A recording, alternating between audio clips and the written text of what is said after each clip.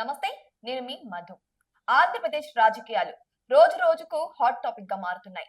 ఓవైపు నారా చంద్రబాబు నాయుడు, మరోవైపు వైసీపీ అధినేత జగన్మోహన్ రెడ్డి. ఇద్దరి మధ్య సంఘర్షణలు రోజు రోజుకి రసవత్తరంగా మారుతున్నాయి. నిన్న, నేడు, రేపు రాజకీయాల్లో ఏం జరగబోతుంది? ఎటువంటి మార్పు రాగబోతుంది? అసలు ఎటువంటి పరిణామాలు చోటు చేసుకోబోతున్నాయి అన్న విషయాల గురించి తెలియజేయడానికి ప్రస్తుతం మనతో పాటు ఉన్నారు ప్రముఖ పొలిటికల్ అనలిస్ట్ చింత రాజశేఖర్ గారు. వారిని అడిగి మరిన్ని విషయాలను తెలుసుకుందాం. నమస్కారం. నమస్తే. జూన్ 4న వెన్నుపోటు దినోత్సవంగా సెలబ్రేట్ చేయాలి అని వైసీపీ అధినేతలు చెబుతున్నారు. అసలు దానికి కారణం ఏంటి? దాని వెనుకల ఉన్న రీజన్ ఏంటి? జూన్ 4, 2024న లోక్సభ మరియు ఆంధ్రప్రదేశ్, ఒడిశా విధానసభ అంటే శాసనసభ ఎన్నికల ఫలితాలు వచ్చాయి. ఆ ఎన్నికల ఫలితాల్లో ప్రజల స్పందన, ప్రజల్లో వేసిన ఓటు ఆ ఫలితాల్లో రిఫ్లెక్ట్ అయినట్టు ఎక్కడ మనకు కనపడట్లేదు. అది కేవలం ఒక ఆరోపణ వరకు మాత్రమే ఉండింది. అంటే ఎన్నికల్లో కానీ ఈవీఎంలో అవకతవకలు జరిగాయని ఒక ఆరోపణలో ఉండేది. కానీ ఈ రోజున ఆధారాలు ఉన్నాయి మన దగ్గర. ఈవీఎంలో అవకతవకలు జరిగినట్టు ఈ రోజున మన దగ్గర ఆధారాలు స్పష్టంగా కనబడుతున్నాయి. 2024 ఏప్రిల్ 26వ తారీఖు నాడు గౌరవ సుప్రీంకోర్టు చీఫ్ జస్టిస్ కాదు, అప్పటి జస్టిస్ సంజీవ్ ఖన్నా మరియు జస్టిస్ దీపాంకర్ దత్తా ఈవీఎంల మీద ఒక ఆదేశం ఇచ్చారు ఎన్నికల సంఘాన్ని. ఎన్నికలు అయిపోయిన తర్వాత, ఫలితాలు వచ్చిన తర్వాత ఎవరైనా సరే అభ్యర్థికి అనుమానాలు ఉంటే ఈవీఎంలపై ఆయన నియోజకవర్గంలోని 5% పోలింగ్ స్టేషన్లలో ఈవీఎంల వెరిఫికేషన్ చేపట్టవచ్చు అని ఆ ఆదేశం యొక్క సారాంశం. అంటే అభ్యర్థులు 2, 3 స్థానంలో ఉన్న అభ్యర్థులు కనుక మాకు ఈ ఎన్నికల ఫలితాల మీద అభ్యంతరాలు ఉన్నాయి, ఈ పోలింగ్ స్టేషన్లో అని ఆ పోలింగ్ స్టేషన్ నంబర్ చెప్పి 5% వరకు, అంటే సాధారణంగా 200 నుంచి 250 వరకు పోలింగ్ స్టేషన్లు ఉంటాయి మన ఆంధ్రప్రదేశ్లో. అంటే వాళ్ళు 10 నుంచి 13 పోలింగ్ స్టేషన్ల వరకు మీరు ఈవీఎంల వెరిఫికేషన్ కోసం దరఖాస్తు చేసుకోవచ్చు అని ఆదేశాలు ఇచ్చారు. ఆ ఆదేశంలో, ఆ జడ్జిమెంట్లో పారా నంబర్ 76B అంటే పేజ్ నంబర్ 37, పారా నంబర్ 76Bలో ఆ ఈవీఎంల వెరిఫికేషన్ ప్రక్రియ ఎలా జరపాలో కూడా జస్టిస్ సంజీవ్ ఖన్నా గారు ఆ రోజున తీర్పు చెప్పారు. ఆయన ఏం చెప్పారంటే, ఈవీఎంల తయారీదారులు 2 కంపెనీలు ఉన్నాయి, ఈసీఐఎల్ మరియు బిఈఎల్. ఈసీఐఎల్ ఏమో హైదరాబాద్లో ఉంటుంది, electronic corporation of India limited. Bharat electronics limited ఏమో బెంగళూరులో ఉంటుంది. సో ఈ రెండు, ఏ కంపెనీ మీద మీకు కంప్లైంట్ వస్తే ఆ కంపెనీ ఇంజనీర్ వచ్చి ఆ ఈవీఎంలో 3 భాగాలు ఉంటాయి. ఒకటేమో కంట్రోల్ యూనిట్, ఒకటేమో బ్యాలెట్ యూనిట్, ఒకటేమో వీవీప్యాట్. ఇది కాకుండా సింబల్ లోడింగ్ యూనిట్ అని కూడా ఉంటుంది. ఈ 4 మైక్రో కంట్రోలర్స్ వెరిఫై చేసి అందులో అవకతవకలు ఉన్నాయా లేదా అనేది చెప్పాలి అనేది జస్టిస్ సంజీవ్ ఖన్నా గారు 26 ఏప్రిల్ 2024 నాడు తీర్పిచ్చారు. ఆయన తీర్పిచ్చిన తర్వాత ఏం చెప్పారు, ఈవీఎం వెరిఫికేషన్ ఎలా చేస్తారో దానికి ఆ ప్రక్రియ మొత్తము ఎలా చేస్తారు, ముందు ఏం చేస్తారు, తర్వాత ఏం చేస్తారు, దాని మొత్తం సీక్వెన్స్, దాని ఆపరేషన్స్ ఎలా చేస్తారో అనేది ఒక స్టాండర్డ్ ఆపరేషన్ ప్రొసీజర్ తయారు చేసి విడుదల చేయాలని కూడా ఎన్నికల కమిషన్కి ఆదేశించారు. సో దాన్ని స్టాండర్డ్ ఆపరేషన్ ప్రొసీజర్స్ ఎస్ఓపి అంటారు. ఇది జస్టిస్ సంజీవ్ ఖన్నా గారు, జస్టిస్ దీపాంకర్ దత్తా గారు 26 ఏప్రిల్ 2024 ఇచ్చిన ఆదేశం. ఆ ఆదేశంకు అనుగుణంగా ఎన్నికల ఫలితాలు వచ్చిన తర్వాత కొంతమంది అభ్యర్థులు ఎన్నికల ఈవీఎంల మీద అనుమానాలతో వెరిఫై చేద్దాం అనుకున్నప్పుడు ఎన్నికల కమిషన్ ఇచ్చిన స్టాండర్డ్ ఆపరేషన్ ప్రొసీజర్ చదివితే ఆ స్టాండర్డ్ ఆపరేషన్ ప్రొసీజర్లో జస్టిస్ సంజీవ్ ఖన్నా చెప్పిన మైక్రో కంట్రోలర్ల వెరిఫికేషన్ అంశమే లేదు. అంటే ఒక మిషన్కి ఒక రోగం ఉంది, అందులో ఒక వైరస్ ఉందో, లేకపోతే ఒక తప్పుడు మాల్ ప్రాక్టీస్ చేశారు అనుకోండి, దానికి ఏ టెస్ట్ చేస్తే ఆ దొరుకుతుందో, పట్టుబడుతుందో అని జస్టిస్ సంజీవ్ ఖన్నా గారు చెప్పారో ఆ టెస్టే లేదు దాంట్లో. ఫర్ ఎగ్జాంపుల్, కోవిడ్ వచ్చింది అనుకోండి, కోవిడ్ వస్తే కోవిడ్ టెస్టులు చేస్తారా లేకపోతే మలేరియా, టీబీ టెస్టులు చేస్తారా? కోవిడ్ టెస్టులు చేస్తారు. ఎన్నికల సంఘం ఏమంటున్నారు, కోవిడ్ వచ్చిన వాడికి కోవిడ్ టెస్ట్ మేము చేయము, వాడికి ఫీవర్ ఉందా లేదా టెస్ట్ చేసి, వాడికి ఫీవర్ లేకపోతే వాడు బాగానే ఉన్నట్టు మేము చెప్తామంటుంది ఎన్నికల కమిషన్. అంటే సుప్రీంకోర్టు ఈవీఎం వెరిఫికేషన్ కోసం ఏ టెస్ట్ అయితే మైక్రో కంట్రోలర్ వెరిఫికేషన్ ఆదేశించిందో ఆ మైక్రో కంట్రోలర్ టెస్ట్ మేము చేయము, ఉంటుంది ఎన్నికల కమిషన్. మరి ఎట్లా చేస్తావయ్యా నువ్వు ఎన్నికల్లో మరి ఈవీఎం సరిగ్గా ఉందా లేదా అంటే దానికి ఎన్నికల సంఘం ఏం చెప్పిందంటే మేము ఒక మాక్ పోలింగ్ చేస్తాము అని. అభ్యర్థులు ఏమడిగారు ఓడిపోయిన వాళ్ళు, మీరు మైక్రో కంట్రోల్ వెరిఫికేషన్ చేయకపోయినా పర్వాలేదు, మనం ఓటు వేసిన రోజున ఓటు వేయగానే ఒక వీవీప్యాట్ స్లిప్ అని వస్తుంది, అది ప్రతి ఓటర్ కళ్ళతో చూసేది అదే. మీరు బటన్ నొక్కితే ఆ బటన్ ఓటు ఎవరికి పోయిందో మనకు తెలియదు, కానీ ఆ స్లిప్ వచ్చిందో ఆ స్లిప్లో అభ్యర్థి పేరు, అభ్యర్థి ఎన్నికల గుర్తు, ఆయన సీరియల్ నంబర్ అన్నో ఉంటాయి, పార్టీ పేరు. ఆ స్లిప్ చూసిన తర్వాత ఆ స్లిప్ బాక్స్లో పడిపోతుంది.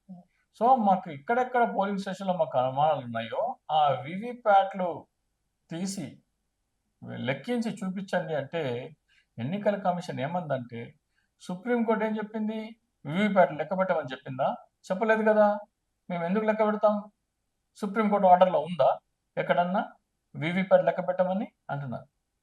సరే, సుప్రీంకోర్టు ఆర్డర్లో వీవీప్యాట్ లెక్క పెట్టడం లేదు, కానీ మరి మైక్రో కంట్రోలర్ టెస్ట్ చేయమని కదా, ఎందుకు చేయట్లేదు? అది చేయకుండా నువ్వు ఎట్లా చేస్తావయ్యా అంటే, మేము ఒక డమ్మీ పోల్ చేద్దాం, మాక్ పోలింగ్ చేస్తాం అంటే ఊరికి ఒక 200 ఓట్లు వేద్దాం. మనం 200 ఓట్లు వేసి ఆ 200 ఓట్లు ఈవీఎంలో వచ్చిన ఓట్లు వీవీప్యాట్లో వచ్చినవి చూసి ఆ వీవీప్యాట్ లెక్క పెట్టి ఈవీఎంలో వచ్చిన ఫిగర్స్ మ్యాచ్ చేసి చూద్దామని చెప్తుంది.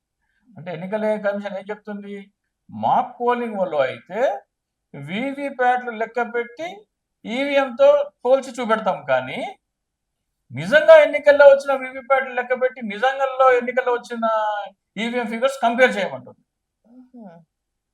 ఇప్పుడు గెలిచినాడా ఓడినాడా, ఈవీఎంలో దొంగతనం జరిగిందా లేదా అనేది మనకి మెయిన్ ఎన్నికల్లో ఏం జరిగింది అనేది కదా, అది మేము చేయమంటుంది ఎన్నికల కమిషన్. మేము ఉత్తుగా మళ్ళీ ఒక పోలింగ్ చేస్తాము, అందులో 200 ఓట్లు వేద్దాము, ఆ 200 ఓట్లలో వీవీప్యాట్ స్లిప్స్ ఈవీఎం స్లిప్స్ రెండు కంపేర్ చేసి ఆ రెండు మ్యాచ్ అయితే ఈవీఎం బాగున్నట్టు, లేకపోతే ఈవీఎం తప్పు చూపిస్తున్నట్టు లెక్క అని ఒప్పుకుంటాం మేము అని చెప్తుంది. కానీ ఆ మాక్ పోలింగ్లో కూడా మీకు ఎన్నికల్లో పోటీ చేసిన అభ్యర్థి పేరుండదు, ఆయన పార్టీ పేరుండదు, ఆయన ఎన్నికల గుర్తుండదు. ఎన్నికల్లో పోటీ చేసిన అభ్యర్థుల పేర్లు ఏవి ఉండవు, వాళ్ళ పార్టీ పేర్లు ఉండవు, వాళ్ళ ఎన్నికల గుర్తులు ఉండవు. దాని బదులు కుక్క, పిల్లి, నక్క, ఎలుక, పంది, గాడిద వీటితో మేము చేస్తాము. అంటే ఒక అభ్యర్థి పార్టీ పేరు, అంటే ఫర్ ఎగ్జాంపుల్ ఫ్యాన్ గుర్తుంది అనుకోండి, ఫ్యాన్ గుర్తుకి ఎవరైనా ఓటేస్తే అది సైకిల్కో, పువ్వుకో, కమలం పువ్వుకో, లేకపోతే గాజు గ్లాస్కో ట్రాన్స్ఫర్ చేయమని ఆదేశం ఇచ్చింది అనుకోండి, ఎన్నికల మిషన్కి ఈవీఎంకి ఆదేశం ఇచ్చారనుకోండి, మాక్ పోలింగ్ చేసినప్పుడు ఈ గుర్తులే ఉండవు, కుక్క, పిల్లి, నక్క, ఎలుక ఉంటుంది. సో అవన్నీ కరెక్టే చూపిస్తుంది. సో దీన్ని ఇంతకంటే వేరే ఆధారాలు అవసరమే లేదు. ఈ ఆధారాలు ఏం చెప్తున్నాయి అంటే, ఎన్నికల సంఘం చేసిన ఈ దాష్టికం ఏం చెప్తుందంటే, ప్రజాస్వామ్యాన్ని ఖూనీ చేశారు, ప్రజల మ్యాండేట్ని దొంగిలించారు, ప్రజలు ఇచ్చిన తీర్పుని కాలరాసి మిషన్ల ద్వారా తమకు కావాల్సిన ఫలితం తెప్పించుకున్నారు అనేది ఎన్నికల్లో జరిగిన ప్రక్రియ.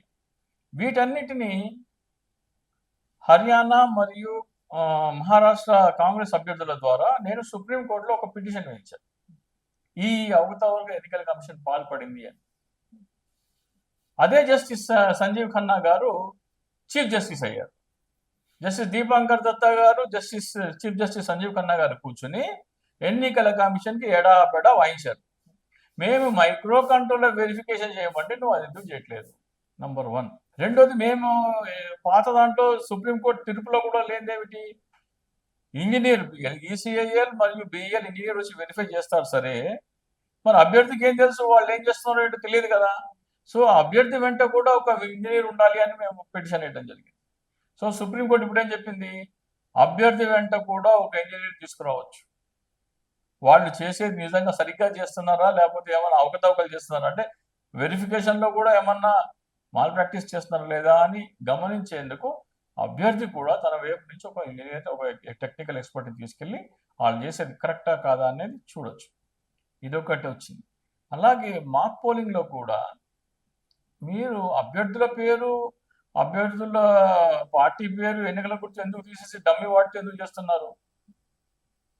అది ఏ అభ్యర్థులైతే ఎన్నికల్లో పాల్గొన్నారో ఆ అభ్యర్థులు, ఆ పార్టీ పేర్లు, ఆ ఎన్నికల గుర్తుతో ఏ సీరియల్ నంబర్లో అభ్యర్థి పేరు ఉందో అక్కడే ఉంచి మాక్ పోలింగ్ చేయాలి అని చెప్పేసి చెప్పింది. ఇక పైన జరగబోయే వాటికి సుప్రీంకోర్టు ఎన్నికల కమిషన్కి ఏమందంటే, మీరు చేపట్టిన ఎన్నికల ఈవీఎం వెరిఫికేషన్ ప్రక్రియ తప్పు, ఇక పైన ఇలా చెయ్యాలి అని చెప్పింది. అంటే 2024లో ఏం చేసింది మరి ఎన్నికల కమిషన్? ఏవైనా దొంగతనం జరిగితే ఈవీఎం ద్వారా అది పట్టుకునేందుకు ఆస్కారం లేకుండా స్టాండర్డ్ ఆపరేషన్ ప్రొసీజర్ తయారు చేసింది. ఇంతకంటే ఏ ఆధారం అవసరమే లేదు. 2024 లోక్సభ ఫలితాలు, ఆంధ్రప్రదేశ్ శాసనసభ, ఒరిస్సా శాసనసభలో ఈవీఎంల ద్వారా అవకతవకలు జరిగితే వాటిని పట్టుబడకుండా తప్పించుకునేందుకు స్టాండర్డ్ ఆపరేషన్ ప్రొసీజర్ ఎన్నికల కమిషన్ తయారు చేసిందంటేనే అందులో మీకు ఖచ్చితంగా తప్పులు ఉన్నాయి, అవకతవకలు ఉన్నాయి. మరి జూన్ 4 అని ఎందుకు అన్నారు? జూన్ 4న ఫలితాలు వచ్చినాయి కదా. జూన్ 4న ఫలితాలు వచ్చినాయి. ప్రజాస్వామ్యం కూని అయింది ఆ రోజునే కదా. ఈవీఎంలో అవకతవకలు జరిగి ఉన్న ప్రభుత్వం ఒరిస్సా, ఆంధ్రప్రదేశ్ ప్రభుత్వాలు కూలిపోయి ప్రజాభిప్రాయానికి వ్యతిరేకంగా మీకు ప్రభుత్వం ఏర్పడింది. కాబట్టి ప్రజాస్వామ్యం కూని జరిగింది, ఎన్నికల ప్రక్రియ కూని జరిగింది. కాబట్టి రాజ్యాంగానికి తూట్లు పొడిచారు. కాబట్టి వెన్నుపోటు దినమని బహుశా జగన్మోహన్ రెడ్డి గారు అందుకు ఇచ్చుంటారని నేను అనుకుంటున్నాను. ఓకే, ఎలాగైతేనేమి కూటమి ప్రభుత్వం అయితే ఆంధ్రప్రదేశ్ లో గెలవడం జరిగింది. అయితే మీరు ప్రతిసారి ఎలాగైతేనేమి ప్రజలు గెలిపించలేదు. మోసపూరితంగా, కుట్రపూరితంగా ఓట్లు దొంగిలించి ప్రజాస్వామ్యాన్ని కూలీ చేసి అధికారాన్ని హస్తగతం చేసుకున్నారు. సో 4 జూన్ ప్రతి ఒక్క పౌరుడు బ్లాక్ బ్యాడ్జ్ ధరించాలి. ఆంధ్రప్రదేశ్లో కాదు, ఒరిస్సాలో కాదు, యావత్ భారతదేశంలో 4 జూన్న ఈవీఎంల ద్వారా ప్రజాస్వామ్యాన్ని, ప్రజాభిప్రాయాన్ని కాలరాసి కుట్రపూరితంగా అధికారాన్ని హస్తగతం చేసుకున్నందుకు రాజ్యాంగాన్ని కాలరాసిన దినోత్సవంగా నల్ల బ్యాడ్జీలు ధరించాలని చెప్పేసి నేను ఆంధ్రప్రదేశ్ ప్రజలందరికీ విజ్ఞప్తి చేస్తున్నాను. అయితే మీరు ప్రతిసారి అంటున్నారు రాజధాని విషయంలో, ఆంధ్రప్రదేశ్ రాజధాని విషయంలో అవినీతి జరిగింది అని చెప్పేసి. సో ఎక్కడి వరకు వచ్చిందండి? సుప్రీంకోర్టుకి వినతి పత్రాలు రాయడం వరకు ఎంతవరకు వచ్చింది? ఆ పని ఎలా జరుగుతుంది? మీకు ఫోటోలు పంపిస్తాను. ఎవరైతే రిజిస్టర్ పోస్ట్ లెటర్స్ రాశారో ఆ రసీదు నాకు కొంతమంది పంపించడం జరిగింది. ఒక్కొక్క కవర్లో 8 మంది, 10 మంది, కొన్ని చోట్ల 12 మంది లెటర్స్ రాసి ఆ లెటర్స్ యొక్క ఫోటోలు, అలాగే రిజిస్టర్ పోస్ట్ చేసిన రసీదు ఫోటోలు కూడా నాకు పంపించడం జరిగింది. అది కాకుండా వచ్చే వారం నుంచి 7-8 గ్రామాలలో ఆ గ్రామంలో ఉన్న మొత్తం అందరూ కలిసి లెటర్స్ రాసేందుకు ఒక టెంట్ వేసి అమరావతి అవినీతిపై సంతకాల సేకరణ శిబిరం అని పెట్టి ఆ గ్రామంలో ఒక గ్రామంలో దాదాపు 4,000 ఓట్లు ఉన్నాయి. ఆ గ్రామం నుంచి 4,000లో 3,000 మంది వరకు సంతకాల సేకరణ చేద్దామని, అలాగే ఒక గ్రామంలో 800 ఓట్లు ఉంటే దాదాపు 500 వరకు చేద్దామని ఇట్లా శిబిరాలు కూడా పెడుతున్నారు గ్రామాల్లో. సో ఈ లేఖలు ఎప్పుడైతే ఇప్పుడిప్పుడు ఊపందుకుంటుంది, ఈ ఊపందుకుని వేలాదిగా, లక్షలాదిగా ప్రతి గ్రామం నుంచి ప్రజలు కనుక స్వచ్ఛందంగా ముందుకు వస్తే ఖచ్చితంగా గౌరవ సుప్రీంకోర్టు ప్రధాన న్యాయమూర్తి గారు జస్టిస్ గవాయ్ గారు, ఆయన చాలా నిజాయితీపరుడు, ముక్కుసూటి మనిషి, ప్రెషర్కి లొంగని మనిషి అని చెప్పేసి కూడా ఒక పేరుంది. సో ఆయన దృష్టికి గనక ఈ సంఖ్య, ఆయన దృష్టిని ఆకర్షించేంతగా సంఖ్యలో ఈ వినతి పత్రాలు వెళ్తే ఖచ్చితంగా ఆయన సిబిఐ ఎంక్వైరీకి ఆదేశిస్తారు. సిబిఐ ఎంక్వైరీ ఆదేశిస్తే మాత్రం చంద్రబాబు నాయుడు, నారాయణ వీళ్ళిద్దరూ ఖచ్చితంగా తిహార్ జైల్లో ఉంటారు. అందులో మీకు ఎటువంటి అనుమానమే అవసరం లేదు. ఎందుకంటే వాళ్ళు ప్రభుత్వ ఖజానాకి రావాల్సిన ఆదాయాన్ని ప్రైవేటు వ్యక్తులు దోచుకునేందుకు వెసులుబాటు కల్పిస్తూ ఈ ల్యాండ్ పూలింగ్ యాక్ట్ రూపొందించారు. ఇది నేను అంటున్న మాటలు కాదు. ప్రధానమంత్రి గారు నరేంద్ర మోడీ గారు 2019 ఎన్నికల సందర్భంగా కర్నూలు సభలో మాట్లాడుతూ ఏమన్నారో మీకు వీడియో పంపిస్తాను. साथियों, आंध्र प्रदेश में आम चर्चा है कि यहां की सरकार की योजनाओं में घोटाले नहीं होते, बल्कि योजनाएं ही घोटाले के लिए बनाई जाती है। यहां नई राजधानी से लेकर अलग अलग परियोजनाओं में क्या क्या खेल हो रहे हैं, किसकी तिजोरियां भरी जा रही है, ये आंध्र प्रदेश की जनता भली भांति जानती है। ఆ వీడియోలో ఆయన స్పష్టంగా ఏం చేశారంటే, సాధారణంగా ఎవరైనా సరే ఒక పథకం ఉంటే ఆ పథకంలో అవినీతి చేయాలని చూస్తారు. కానీ చంద్రబాబు నాయుడు మాత్రము అవినీతి చేయడం కోసమే పథకాల రూపకల్పన చేస్తారు. అందులో ఆంధ్రప్రదేశ్ రాజధాని కూడా ఉన్నది. అంటే ఆంధ్రప్రదేశ్ రాజధాని పథకము అవినీతి చేసేందుకు రూపొందించబడింది అని ప్రధాని నరేంద్ర మోడీ గారు 2019 ఎన్నికల సభలో అన్నారు. మరి ప్రధానమంత్రి ఎన్నికల సభలో అవినీతి జరుగుతుంది ఆంధ్రప్రదేశ్ రాజధాని అంశంలో ఉన్నప్పుడు సిబిఐ ఈ రోజు వరకు ఎందుకు కేసు పెట్టలేదు? ఈడీ ఈ రోజు వరకు ఎందుకు కేసు పెట్టలేదు? అంటే చంద్రబాబు నాయుడు గారు వాళ్ళకి 18 ఎంపీల మద్దతు ఇస్తున్నారు కాబట్టి ఈడీ సిబిఐ ఎంక్వైరీ ఆపేసి మీరు మాకు మైనార్టీ ప్రభుత్వానికి మీరు మద్దతు ఇవ్వండి, మీరు ఇష్టారాజ్యంగా దోపిడీ చేసుకోండి అని ఫ్రీ హ్యాండ్ ఇచ్చారా ప్రధాని నరేంద్ర మోడీ గారు? ఒకవేళ అలా కనుక ప్రధాని నరేంద్ర మోడీ గారు మౌనంగా ఉంటే, సిబిఐ ఈడీ ఎంక్వైరీ జరగకపోతే ఇది దేశంలోనే కాదు ప్రపంచంలోనే అతిపెద్ద క్విడ్ ప్రోకో కేసు అవుతుంది. అంటే నువ్వు నాకు 18 ఎంపీల మద్దతు ఇచ్చి నీకు కావాల్సినంత నువ్వు దోచుకో. ఇలా కూడా చేస్తారా? ఇలాగే మరి ప్రధానమంత్రి ఏమన్నారు కర్నూలు సభలో? అవినీతి చేసేందుకే ఒక పథకం రూపొందించారు, అమరావతి కూడా అటువంటిదే అన్నారు. అంటే ఒక ప్రధానమంత్రికి భారీ స్థాయిలో అవినీతి జరుగుతున్నప్పుడు ఏం చెప్పాలి? ఆయన చేతిలోనే హోమ్ మినిస్టర్ ఉంటాడు. హోమ్ మినిస్టర్ చెప్పాలి ఆంధ్రప్రదేశ్లో సిబిఐ ఎంక్వైరీ చేయించమని అమరావతి మీద, లేకపోతే ఈడీని పంపించాలి. 664 కోట్ల రూపాయల కేసులో అరవింద్ కేజ్రీవాల్ని మీరు ఈడీ సిబిఐ కేసులు పెట్టి 6 నెలలు జైల్లో పెట్టినారు కదా. మరి చంద్రబాబు నాయుడు 5 లక్షల కోట్ల అవినీతి కదా అమరావతి. మరి ఈడీ సిబిఐ ఎందుకు రాలేదు? ప్రేక్షకుల వైపు నుంచి చూస్తుంటే నాకేమనిపిస్తుందంటే, వైఎస్ జగన్మోహన్ రెడ్డి గారు ఉన్నప్పుడేమో 3 రాజధానులు ఎందుకు, ఆయన అవినీతికి పాల్పడ్డారని వీళ్ళు అన్నారు. కూటమి ప్రభుత్వం, ఇప్పుడు కూటమి ప్రభుత్వం కూడా రాజధాని అమరావతి నిర్మిద్దాం అనుకుంటే అది కూడా అవినీతి అని ఇప్పుడు వీళ్ళు అంటున్నారు. ఇంతకు ఆంధ్రప్రదేశ్ ప్రజలకు రాజధాని కల నెరవేరుతుందా లేదా? ఒకవేళ నెరవేరితే ఇంకెన్ని సంవత్సరాలు పట్టొచ్చు? ఆంధ్రప్రదేశ్ ప్రజలకి రాజధాని కళ నెరవేరాలా లేదా అనేది ఫస్ట్ ఒక అంశం అయితే, అది ముఖ్యమైన అంశమైనప్పటికీ రాజధాని అడ్డు చెప్పుకుని లక్షల కోట్లు దోచుకోవడాన్ని ప్రజలు అంగీకరిస్తారా లేదా అని తెలుసుకోవాలి. అంటే ఒకవేళ మీరు రాజధాని కట్టాలంటే కట్టాలి, ఎక్కడో చోట కట్టండి, కానీ ప్రజలకు ఉపయోగపడాలి. ప్రజలకు ఉపయోగపడకుండా అది కొంతమంది వ్యక్తులకు ఉపయోగపడితే అది దోపిడీ అవుతుంది. ఇప్పుడు ఆంధ్రప్రదేశ్లో ప్రతి పౌరుడి దగ్గర నుంచి 1,00,000 రూపాయలు దోచుకొని అవన్నీ 5 లక్షల కోట్లు పోగేసి 29,000 మందికి పంచిపెట్టడమే ఈ ల్యాండ్ పూలింగ్ యాక్ట్. ఆంధ్రప్రదేశ్ పౌరుడి మీద 1,00,000 కోట్ల రూపాయలు భారం వేసి ప్రతి ఒక్క పౌరుడి మీద, చిన్న పాప దగ్గర నుంచి పండు ముసలి వరకు ప్రతి ఒక్కడి దగ్గర నుంచి 1,00,000 రూపాయలు దోచుకొని అవన్నీ 29,000 మంది ముసుగులో ఉన్న తమ వాళ్ళు, తమ బంధువులు, తమ పార్టీ వాళ్ళు అందరికీ దోచిపెట్టడమే ల్యాండ్ పూలింగ్ యాక్ట్. ఈ దోపిడీని ఆపాలంటే ఈ వీడియో డిస్క్రిప్షన్ లో ఒక లేఖ నమూనా ఉన్నది. ఈ దోపిడీ మీద సిబిఐ ఎంక్వైరీ చేయాలని మనం అలాగే ఇందాక ఏదైతే చెప్పానో గౌరవ ప్రధాన న్యాయమూర్తి గారికి, సుప్రీంకోర్టు ప్రధాన న్యాయమూర్తి గారికి లేఖలు రాస్తున్నాము. అలా ఆంధ్రప్రదేశ్లో ప్రతి పౌరుడు లేఖలు రాయటం మొదలు పెడితే ఆ లేఖలు టన్నులో సుప్రీంకోర్టు ప్రధాన న్యాయమూర్తి గారి దగ్గర చేరుకుంటే డెఫినెట్గా ఆయన దృష్టి ఆకర్షిస్తుంది. ఇంతమంది వీళ్ళు దీనికి వ్యతిరేకంగా ఉన్నప్పుడు ఈ చట్టం ఎలా తీసుకొస్తారు అనేది ఆయన దృష్టిని ఆకర్షిస్తుంది. కాబట్టి ప్రతి పౌరుడు బాధ్యతాయుతంగా మీ నుండి 1,00,000 రూపాయలు దోచుకో, మీకు తెలియట్లేదు, అది మీకు రావాల్సిన 1,00,000 రూపాయలు దోచుకొని వాళ్ళు ప్రభుత్వంలో ఉన్న పెద్దలు మింగేస్తున్నారు.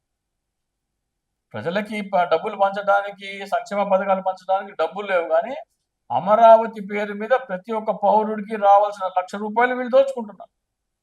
సో ప్రతి ఒక్క పౌరుడు వాళ్ళ గ్రామాల్లో, ఇందాక కొంతమంది ముందుకు వచ్చి చొరవ చూపి శిబిరాలు నిర్వహిస్తున్నట్టు ప్రతి గ్రామంలో శిబిరాలు నిర్వహించి ఈ వీడియో డిస్క్రిప్షన్లో ఉన్న లేఖ నమూనా ప్రింట్అవుట్ తీసుకొని ఆ గ్రామంలో ఉన్న ఎంతమంది ఉంటే అంతమంది చేత సంతకాలు సేకరించి ఆ లెటర్స్ అన్నీ ఒక పోస్ట్లో, రిజిస్టర్ పోస్ట్లో ఒక కవర్లో పెట్టి సుప్రీంకోర్టు రిజిస్ట్రార్ గారికి రిజిస్టర్ పోస్ట్ పంపిస్తే ఆంధ్రప్రదేశ్ రాష్ట్ర వ్యాప్తం నుండి ప్రతి గ్రామం నుండి వేలాదిగా లెటర్కి వెళ్తే, అక్కడికి వెళ్తే లక్షలాది కోట్లాదిగా చేరుకుంటాయి.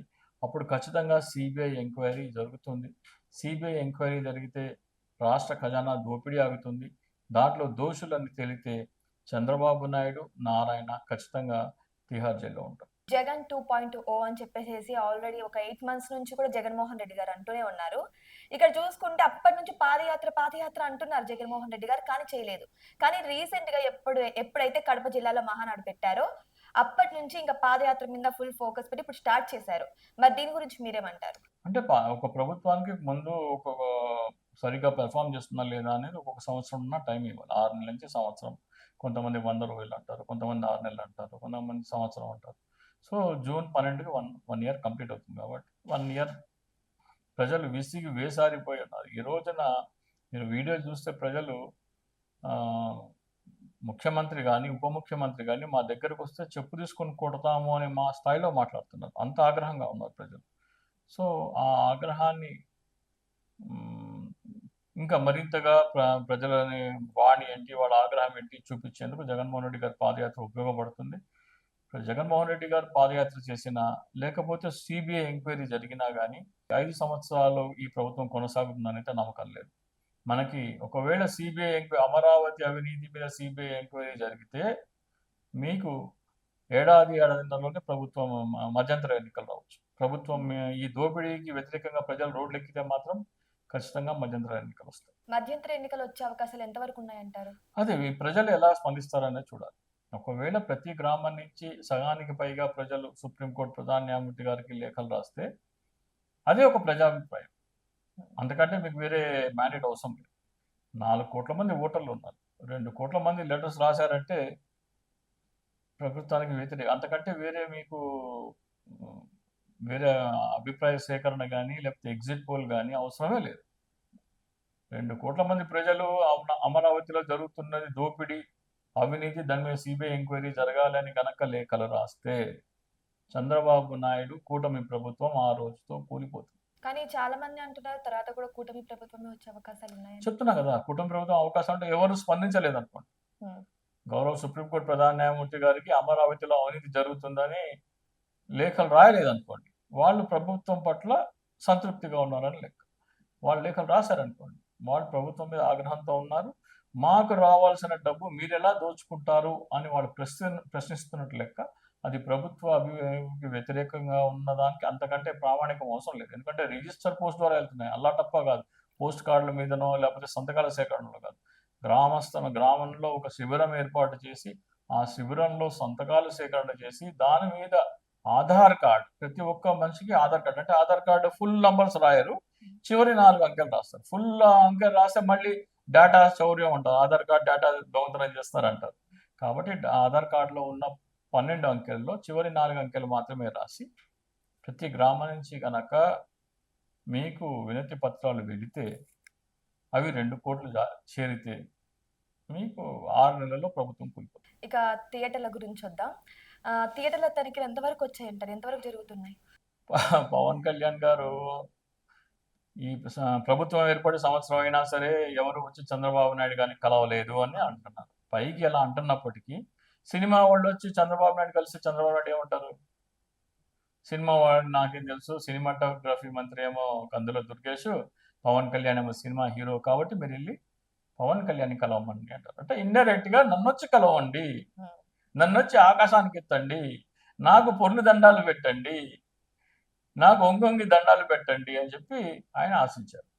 అలాగే వీళ్ళందరూ చిన్న థియేటర్లకి సంబంధించిన వాళ్ళందరూ వాళ్ళకి రావాల్సిన షేర్, మల్టీప్లెక్స్లకు రావాల్సిన షేర్ వాళ్ళకి రావట్లేదని వాళ్ళందరూ 1 జూన్ నుంచి సినిమా థియేటర్లు మూసేద్దామని అనుకున్నారు. వాళ్ళ కారణం ఏంటి?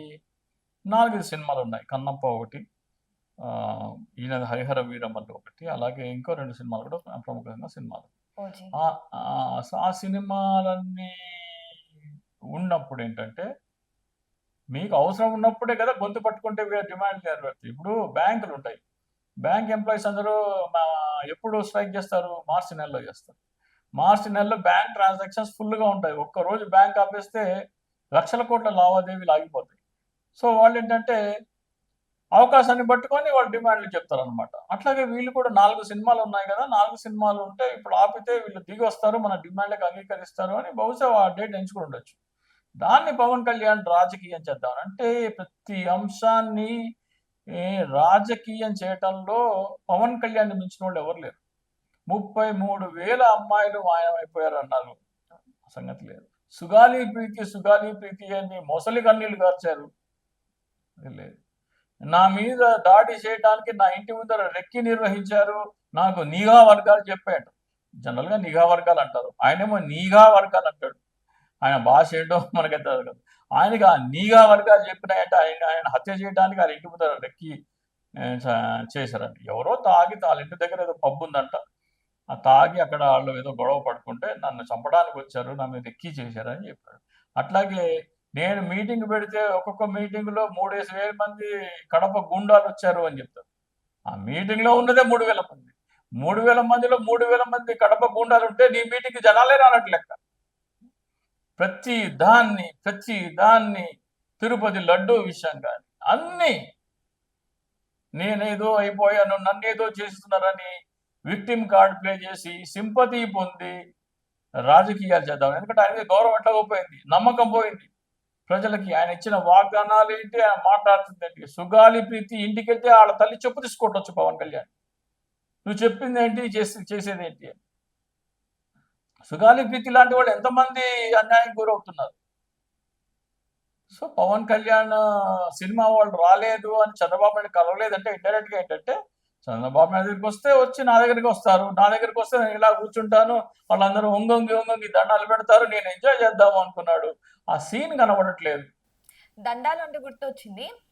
లాస్ట్ టైం జగన్మోహన్ రెడ్డి గారు సీఎం అయినప్పుడు ఈ సినిమా వాళ్ళందరూ సినిమా పెద్దలు అయితే ఎవరైతే ఉన్నారో వాళ్ళందరూ వెళ్ళి జగన్మోహన్ రెడ్డి గారికి నమస్కారం చేస్తే కనీసం తిరిగి నమస్కారం చేయలేదు. అంత సంస్కారం కూడా జగన్మోహన్ రెడ్డి గారికి లేదని పవన్ కళ్యాణ్ గారు కూడా పవన్ కళ్యాణ్ కూడా బోల్డంత మంది నమస్కారం చేస్తే తిరిగి ప్రతి నమస్కారం చేయట్లేదు. పవన్ కళ్యాణ్ సంస్కారం ఉంది. ఆయన వస్తే ఆయన 11 ఏళ్ళు పార్టీ పెట్టి సంవత్సరంగా డిప్యూటీ సీఎం. అంతకుముందు 10 సంవత్సరాలు ఎవరైనా సరే ఆయన కలవడానికి వెళ్తే ఎంతమందిని కలిసేవాడు. ఆయన పార్టీ నాయకులు ఎంతమందికి అపాయింట్మెంట్ ఇచ్చేవాడు. ఈ రోజున కూడా మొన్న ఎవరో వచ్చి దగ్గరకు వచ్చి సంతగా ఆయన గోడేదో చెప్పుకుంటుంటే దూరంగా నిలబడి మాట్లాడినట్టున్నాడు. ఇప్పుడు సినిమా థియేటర్ల మీద నిర్వహించి మీరు కూల్ డ్రింక్ రేట్లు ఎందుకున్నాయి, తినుబండారాల రేట్లు ఎందుకున్నాయి అని తనిఖీలు చేసా ఉంటున్నాడే. ఒక తినుబండారం సినిమా థియేటర్లో వాడు పెట్టాలంటే అక్కడ స్టాల్ పెట్టినోడు సినిమా థియేటర్ కొంత డబ్బు కట్టాలి. ఆ సినిమా బాగా ఆడినప్పుడే వచ్చి జనాలు వస్తారు. వాళ్ళు వచ్చినప్పుడే దాంట్లో 10% మంది కూడా కొనరు తినుబండారాలు. 500 మంది ఉంటే 50 మందో 100 మందో వెళ్తారు ఏదైనా స్నాక్స్ కొనడానికి. ఆ 100 మంది మీదే వాడు బతకాలి. సో వాడు రేట్ పెంచాలి కదా. డిమాండ్ అండ్ సప్లై అంటాడు కదా పవన్ కళ్యాణ్. ఇప్పుడు అయ్యప్పనం కోసం సినిమా ఉంది. దాంట్లో ఇన్స్పెక్టర్ వేషం వేసిన అతను 50 లక్షలు ఎంతో తీసుకున్నాడంట. పవన్ కళ్యాణ్ ఏమో 50 కోట్లు తీసుకున్నాడు. ఒక రీమేక్ సినిమా. ఆయన చేసింది ఈయన చెయ్యాలా? దానికి ఆయన 50 లక్షలకే చేసినప్పుడు ఈయన 50 కోట్లు ఎట్లా తీసుకుంటాడు? పింక్ సినిమా ఉంది, వకీల్ సాబ్గా తీశారు. అమితాబ్ బచ్చన్ 4 కోట్లు అని కొంతమంది, 8 కోట్లు కొంతమంది అంటున్నారు. ఈయన 70 కోట్లు తీసుకున్నాడంట. అమితాబ్ బచ్చన్ ఎక్కడ, ఈయన ఎక్కడ? అమితాబ్ బచ్చన్ ఖాళీ కోటికి సరిపోతాడా? నటనలో కానీ పాపులారిటీలో కానీ అమితాబ్ బచ్చన్ ఖాళీ కోటికి సరిపోని పవన్ కళ్యాణ్. అమితాబ్ బచ్చన్ 4 కోట్లు 8 కోట్లు తీసుకున్న సినిమాకి ఈయన 70 కోట్లు తీసుకున్నాడు కదా. ఆ 70 కోట్లు ప్రజల మీద భారమే పడుతుంది కదా. సినిమా టికెట్లు ఎందుకు పెంచుతారు?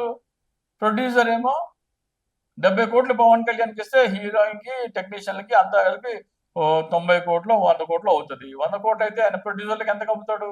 ఆ రేట్ బట్టి అమ్ముతాడు. ఆ ప్రొడ్యూసర్లు ఎగ్జిబిటర్లకు ఏమైనా అమ్ముతాడు? ఆ రేట్లు బట్టి అమ్ముతారు.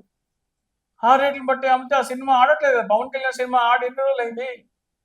పవన్ కళ్యాణ్ సినిమా వల్ల లాభపడ్డ ప్రొడ్యూసర్ కానీ, డిస్ట్రిబ్యూటర్ కానీ, ఎగ్జిబిటర్ కానీ గత 20 సినిమాలు తీసి చెప్పండి. నాకు తెలిసి గబ్బర్ సింగ్ ఒకటి తప్ప ఏ సినిమాలో ఎవరు లాభపడలేదు, అందరు నష్టపోయారు. సినిమా వల్ల మీరు ప్రొడ్యూసర్ని, డిస్ట్రిబ్యూటర్ని, ఎగ్జిబిటర్ని జలగలాగా పీక్కుని తింటున్నది మీరు. ఇప్పుడు ఏంటంటే నా సినిమా కలెక్షన్ లేకపోయినా నువ్వు హౌస్ఫుల్ బోర్డు పెట్టి ఆడించాలని బ్లాక్మెయిల్ చేస్తున్నాడు. ఏంటో అర్థం కాదు నాకైతే. సినిమా థియేటర్ల మీద తనిఖీ ఏంటి?